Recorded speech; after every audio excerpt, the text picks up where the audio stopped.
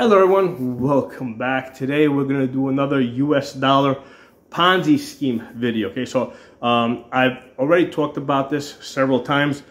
Every time I do one of these videos, I think I get better at presenting the information, and the feedback that I get from you guys is very valuable to me because I want to be able to present this information to people that don't have a financial background and for them to understand it. Okay, so for those of you that don't know, my background is accounting. Okay, I did accounting for many years. I was a controller for a construction company, and later on I was a chief financial officer for an import-export company that did lots of business with China. Okay, so this is material that I'm very comfortable with, and my background kind of allows me to look through a lot of the BS. I mean, none of this information is you're not gonna find any of this information in a textbook anywhere, but if you have a financial background and you're really interested and motivated, you can figure this stuff out. So let's talk about, first of all, starting with the national debt. The total national debt right now is $35 trillion. Okay, 35 trillion, and the number trillion is a humongous number. Okay, a million seconds is a week. A billion seconds is 31 years. A trillion seconds is 31,000 years. Okay, so right away that tells you that, wait a second, who's the government borrowing $1 trillion from? Okay, who has $1 trillion? That it's such a really astronomical number that there's nobody that the government can borrow $1 trillion from. Okay, so obviously they're electronically printing it. Okay, so let's go back to the national debt. National debt right now is $35 trillion. The total US dollars in worldwide circulation, in the entire world, right? And there's more US dollars outside the United States than inside the United States. The total US dollars is $25 trillion. Okay, so right away you're like, wait a second, how is it possible that there's not enough money to pay for the debt? Okay, well, it gets even better than that, okay?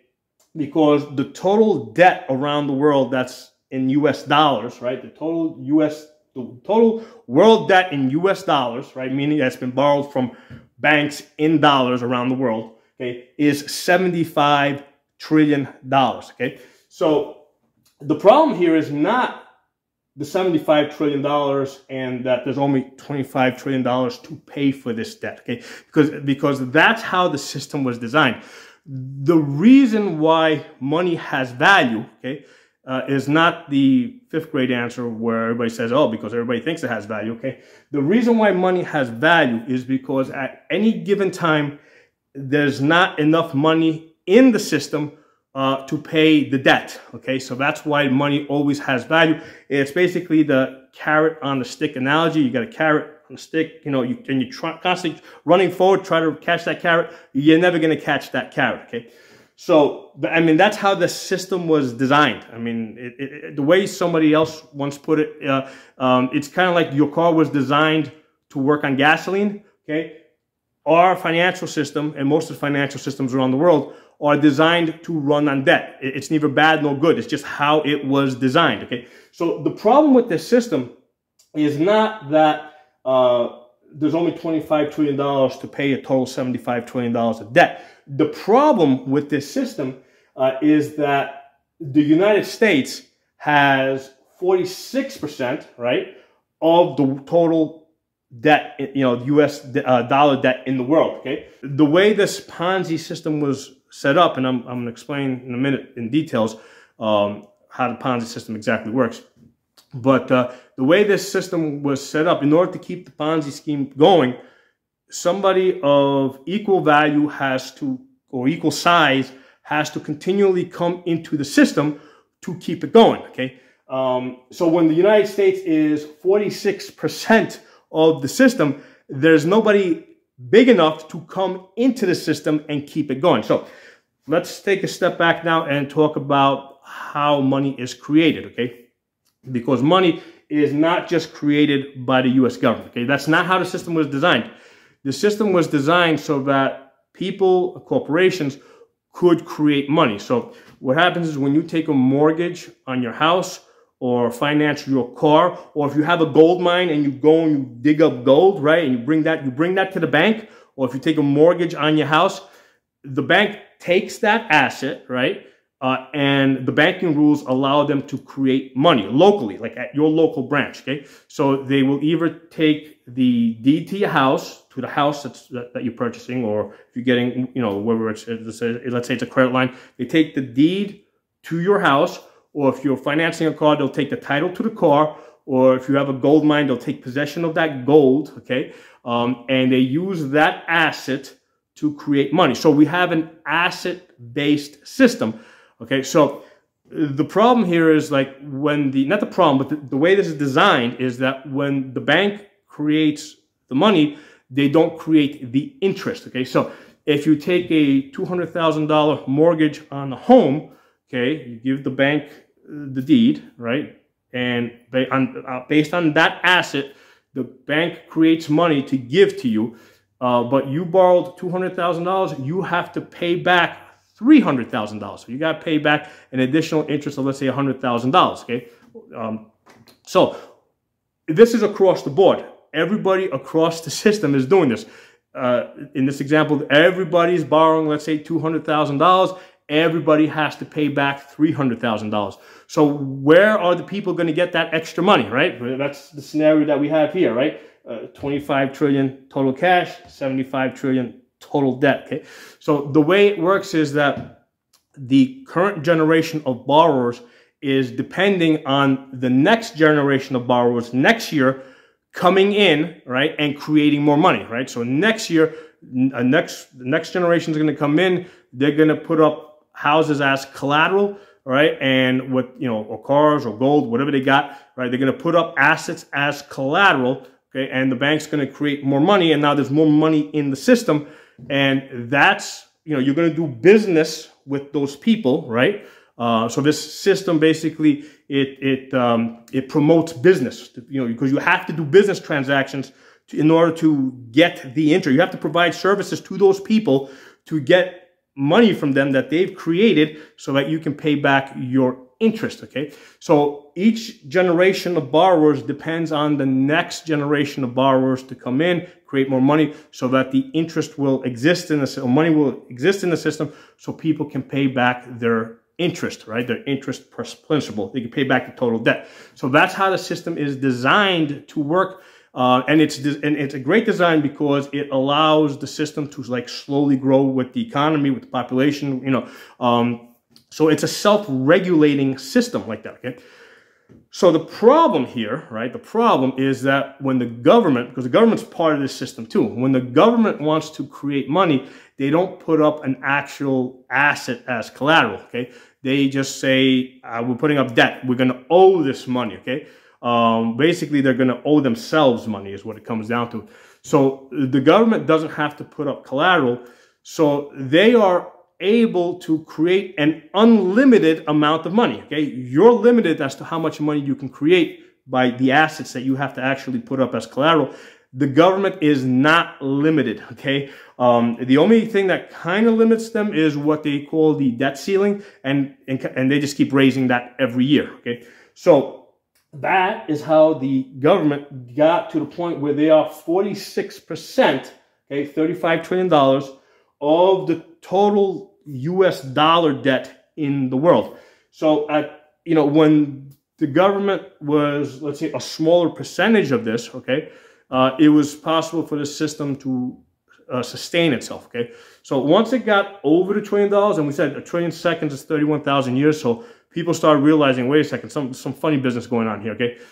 So at the point that it went over $1 trillion, people started really looking into this, I don't know, 15, 20 years ago. They realized what the government was doing, and they were like, you know what, yeah, obviously they're printing money, but still a small part of the system.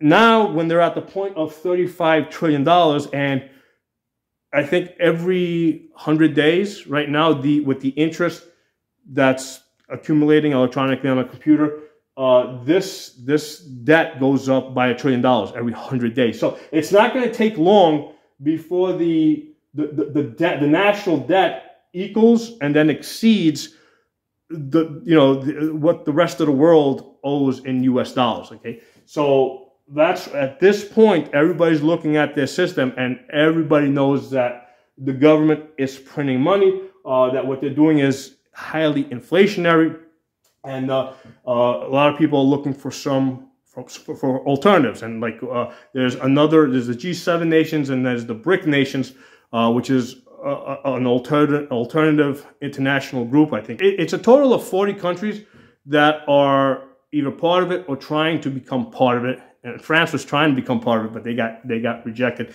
And their goal is basically de-dollarization.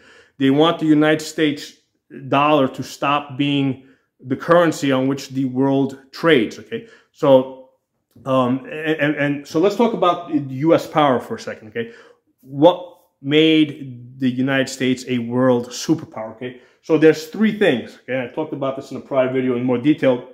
But number one, production. Okay, the reason why the United States did so well in World War II is because they were able to outproduce Japan and Germany. Okay, so production, their ability to their war machines, their ability to fight wars, and again, the ability of the United States to fight wars has more to do with the war machines, right, than individual bravery. I mean, let's be honest about it. Okay, I mean, there's equally brave people all over the world. Okay, the thing that distinguishes one group of brave men versus another group of brave men, yes, the leadership is a big component, but also the weapons, the machinery. Okay, that makes a difference. Okay, nobody questions that the Japanese were very brave fighters. Okay, nobody questions that the Germans were very skilled tacticians. Okay, the problem is in both cases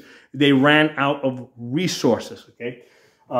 So like I said, we got three things. We got production, we got the war machines, and then the United States dollar is the world's currency reserve. Basically, that's what like if people want to trade around the world, the United States created a situation where they had to trade in US dollars. Now, this is a big thing because here's the thing: when the United States prints money, right?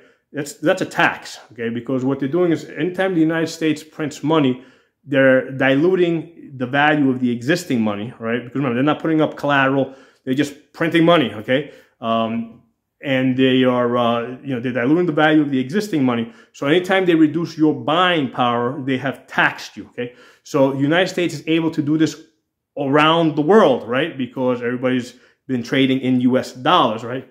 Particularly the petrodollars, the oil that everybody's been buying around the world. That's all being transacted in U.S. dollars. So when the United States prints more money, they are taxing the entire world, okay? So for this reason, right, even though the United States doesn't really produce anything anymore, right, other than people on welfare, right, they don't produce anything, they're still able, they have been still able to dominate the world, okay? But what's happening is the world's now, taking a second look at this, and they're saying, wait a second, first of all, they don't like being taxed at the rate that they're being taxed, right? At the point where the United States is at 35 trillion debts, $35 trillion of printed money, because this isn't really debt, okay? They're never going to actually pay this back. The 35 trillion is just a representation of how much the dollar has been diluted, okay? So that's what that tells the world, how much they have been taxed. So the world has been taxed to the tune of $35 trillion, okay? So that's what that number means. So the world's looking at this and they're saying, like, wait a second, we don't want to be taxed anymore. So a lot of these BRICS nations, right, they're looking for an alternative. And what they're doing is they're starting to do lots of their transactions in their local currencies, okay? So this is going to hurt the U.S., okay? Number one, they can no longer tax the world if the world's not dealing in U.S. dollars. And number two, what's going to happen is as U.S. dollars are being used less and less, what's going to happen with those U.S. dollars? I mean, they're going to basically dump them back into the market, which is going to create, again, an oversupply. They end up coming back into the U.S., right? And you're going to have this oversupply of U.S. dollars, and the value of the dollar is going to go down even faster than it is going down now. So we see this as price appreciation, right?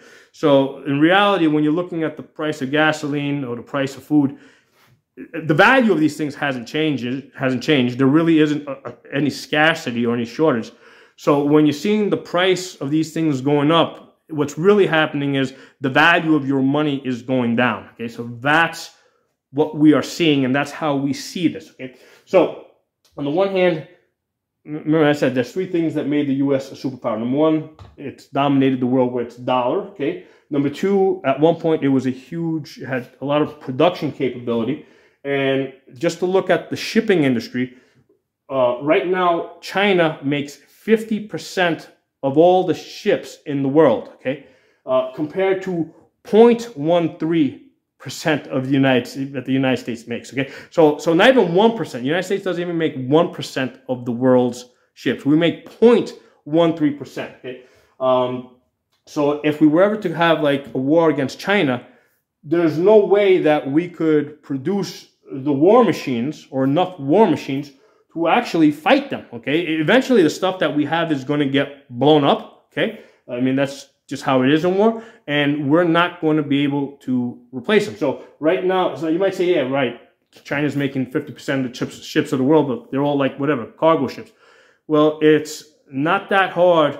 It's a lot easier for China to go from making, let's say 1,000 cargo ships a year to making 1,000 warships, okay, versus the United States going from like 10 ships a year to 20 ships a year or 50 ships a year, okay? So the transition for China from cargo ships to warships would be way, way easier than the transition that the United States would have to make from going from like 0.3% production, 0.13%, less than 1% production to any meaningful production, okay? So the United States is losing everything here, okay? And if we look at the war in Ukraine, and there's information coming out that one day you'll hear that the Ukrainians are winning, the next day you'll hear that the Russians are winning. But in any case, what is certain is that the Russians are definitely holding their own. Whatever equipment and resources NATO and the United States are giving to Ukraine, it's not making that big of a deal. Okay, it's not decisive. Okay, so as far as the United States war machines being able, or war industry being able to make a decisive difference in the world, I don't see that happening anymore. Okay, a lot of these generals that we have in the United States, it seems like they're still fighting the Gulf Wars. Okay, that's how what their mindset is. What's happening in Ukraine is that they're sending up like $1 million missiles to try and shoot down $500 Russian drones. Okay, so they've run out of $1 million missiles, and the Russians are still sending out $500 drones. So in the war, in the war of economics, United States is really losing there. Okay, so we don't have production. Okay, and what I said about the ships, you can also like say that would probably apply to everything else, right? Tanks and artillery, and because I mean it's just easier to see the ships because that's a known number, right? Because a lot of these ships are being exported. So that's just they're big. So we're able to see the ships, but we can assume that applies to all other military equipment as well. So the United States is no longer a production powerhouse, not even a baby powerhouse. We just don't have production. Okay, we don't have any meaningful production. The war machines that we have, they would get destroyed, and we can't replace them anywhere near as fast as China and Russia would be able to replace theirs. And the U.S. dollars that we've been using to dominate the world doesn't want the U.S. dollars anymore. So this is looking worse and worse for the United States. Okay, so again, this isn't. This is just me putting facts out there, okay? So there's these facts over here, undisputable. You can go on internet right now and just search it. So these numbers here are undeniable, and as you look at this situation, you're like, we're in pretty deep shit here, right? Because this system is a Ponzi scheme that depends on more people coming into it of the same size in order to keep the system going, okay?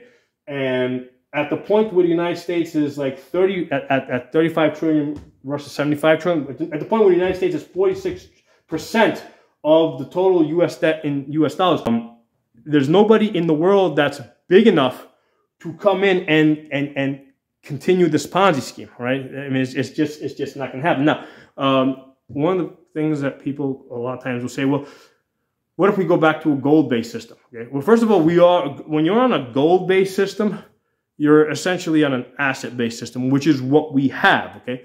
So the problem with going to just a gold-based system, right, is number one, the people that control the gold are going to be able to control the monetary system like entirely. Okay.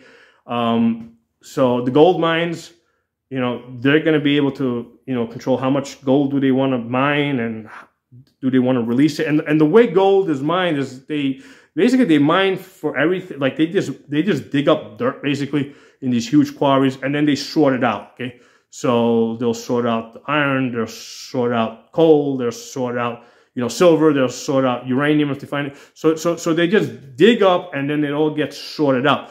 So, one of the things that people don't realize is that the earth is full of gold, okay? I mean, this goes way back to the creation of the earth, okay? The gold was created by stars going supernova, okay? Large stars, like much bigger than our sun. So you got these extremely large suns that went supernova, and what happens is when the core of the sun exploded and it hits the outer edge, right, because the explosion is from in and out, that pressure, right, compresses the molecules, and then at each level it creates heavier and heavier metals. So that's how your heavy metals were created. So gold was scattered all over the universe, okay? So and on a planet like Earth, right, the heavier metals settled deeper into the earth. So as they mine deeper and deeper, right, they're going to find more and more gold. Okay, so it's not like gold is really that scarce of a resource. I mean, China's mining up gold, Russia's mining up gold.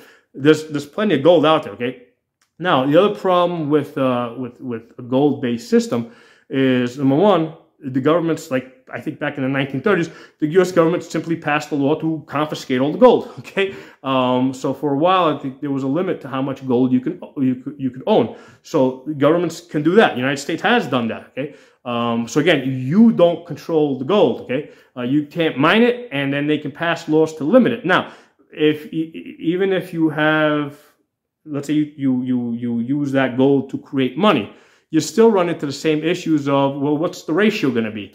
All right, and how do you know that the government's actually following that ratio? Because now you've taken, at least with the money, the way it's created now, where we're putting up houses, right? At least everybody can kind of see what's going on, right? When you go to a gold-based system, only the people that have gold and are involved with converting that gold into money are going to have this information. Okay, so that's the other problem with it, right? So there's, what's the ratio going to be, and it doesn't, what's to stop the government from, let's say they have a fixed supply of gold. Well, what's to stop them from, saying they got more, or just changing the ratio requirements? I mean, you got no control over that. Okay, so going to, a system that's just generally asset based, let's say that includes mortgages and cars and other assets, to one that is just gold asset based, doesn't change the system if the government's willing to, is going to cheat it. All right, because that's the problem with this system, is that the government cheats it. What they do is they every year or every 2 years, whenever they do it, the Congress votes to raise the debt ceiling. Okay, if they weren't voting to raise the debt ceiling, this number, this 35 trillion, couldn't keep going up and up and up. Okay, so by voting to raise the debt ceiling, that's the same as, voting to change the gold ratios. Right? Congress can do that just as well, one thing as well as they could do the other thing. Okay, so some stuff for you guys to think about. Let me know. Drop some comments below. Let me know if there's anything that I can say to make it, anything that I need to explain better, and I'll talk to y'all soon.